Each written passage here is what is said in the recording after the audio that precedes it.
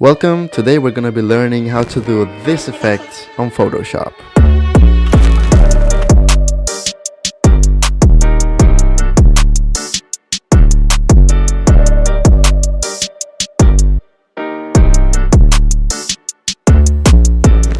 This is actually my comeback post on Instagram, so make sure to follow me there because we're going to be having a huge giveaway for hitting 15k subscribers on YouTube, so stay tuned for that and don't miss out.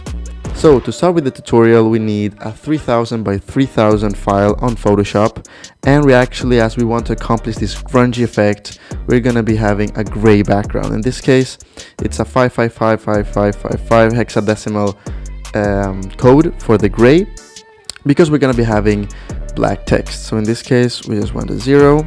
And in this case, I'm going to be using Druck Wide Bold. It's one of my favorite fonts because it's just bold and professional. And I think the look it gives when modified is very cool, even though by its own, it's also very nice. So in this case, let's do something like, I don't know. Let's first modify the font. In this case, I did Command T, and then holding Command and Shift, we can move this towards an angle and then just make this a little bit smaller, something like that. I think that looks pretty cool. And then we just can make it bigger, like something like that, and put it there. So let's make it just a little bit bigger, something like that. And let's just come up with a text. So still alive.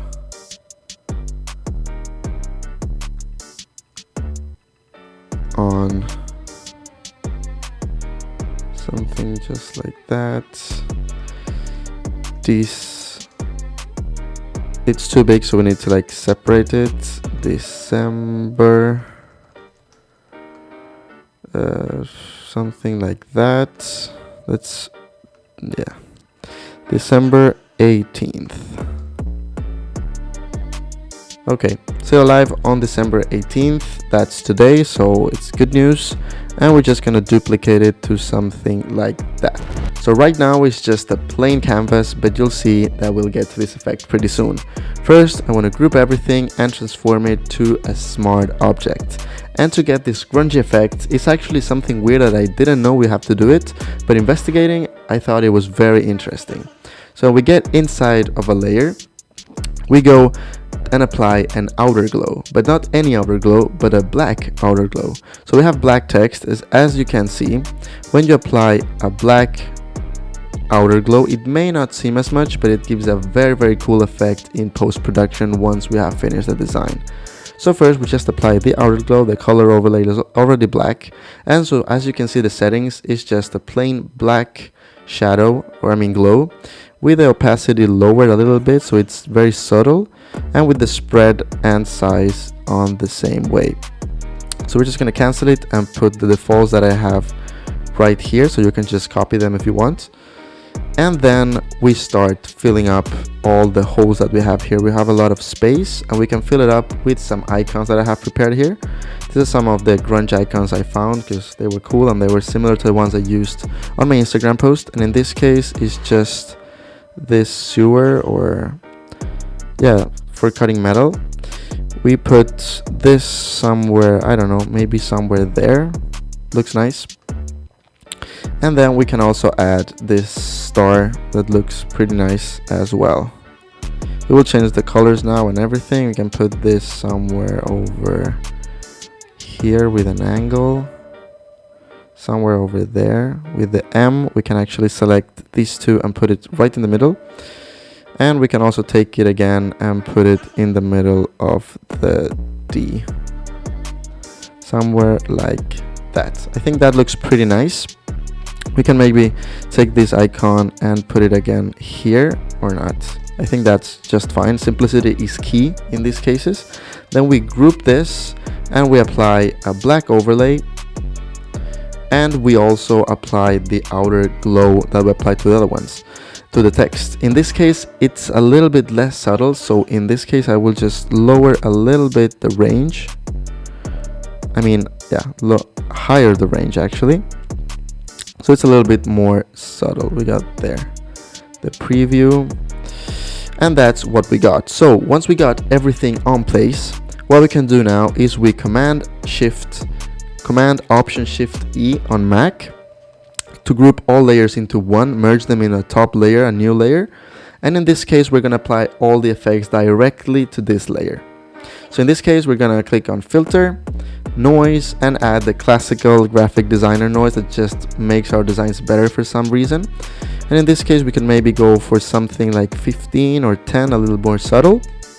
And once we have done this, we're going to go to Filter again, but this time to Filter Gallery.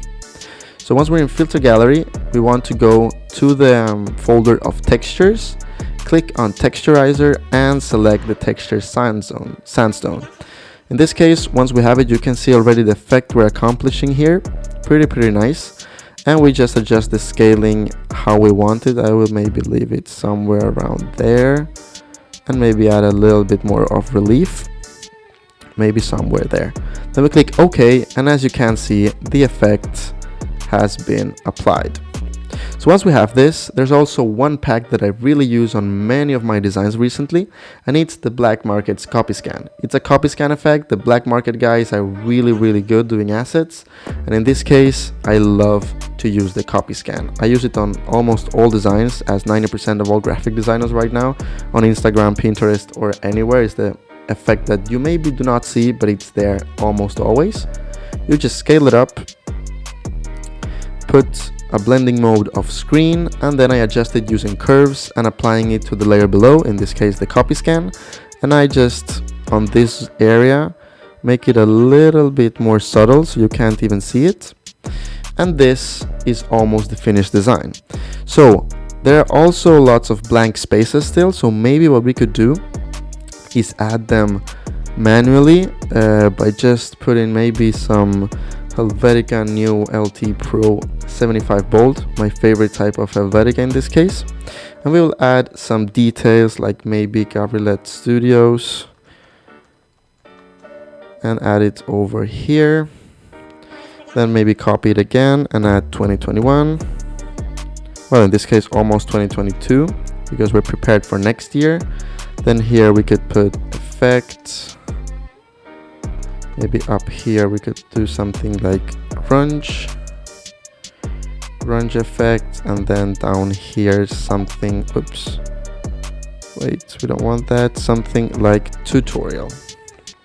Now as you can see, we have filled up all the blanks with some extra text, and now once again we just hide the copy scan layer, Command Option Shift E, apply the filter of noise so we can see it again, and then the filter gallery of texturizer, sandstone, and adjusting your options as you like it.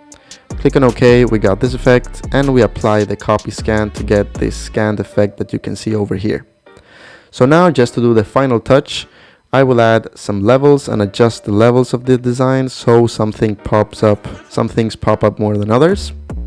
And once it's finished, just again Command Option Shift E to see the final results, and this is basically it. So that's it for today. I hope you enjoyed the tutorial. Please leave a like, subscribe, and comment any dubs that you might have, because I will be responding to all of them. And please, if you add this effect, add me on Instagram or just send them through the Telegram group, because I will be giving feedback, or just I'm stoked to see everything that you can do with this effect. So stay safe, stay creative, and see you in the next time.